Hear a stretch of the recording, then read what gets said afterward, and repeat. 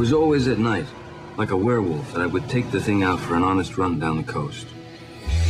The Edge. There is no honest way to explain it, because the only people who really know where it is are the ones who have gone over.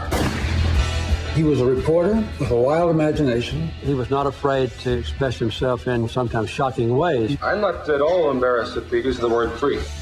Fear and Loathing in Las Vegas. It starts off like a rocket. That was mad genius. Ralph, when he first met Hunter, he'd never done any drugs. He loses it. Hunter always had to have a running crisis. Come over, I'm gonna kill somebody. Hunter saw guns as one of the great things in life. He liked the noise, the violence, and the destruction. I think he was important in a literary way and also in a political way. Hunter was in Chicago, right in the midst of the gas and the beatings. I came with the idea that he should move to Washington, become a full-time correspondent. When he showed up at the campaign, no one knew who he was until he started publishing. Then all hell broke loose.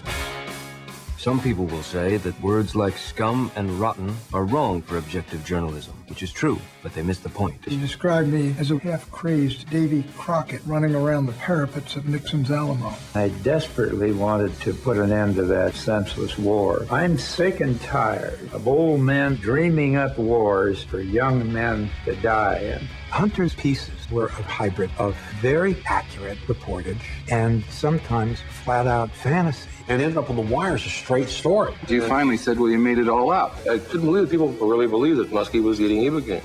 I never said he was. I said there was a rumor in Milwaukee that he was, which was true when I started the rumor in Milwaukee. I think he captured certain truths about human perversity.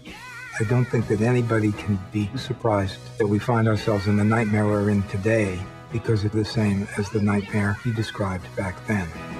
He could wield a pretty effective sword against what's going on right now. He had this purity of vision. Will the real Hunter Thompson please stand up? See the light.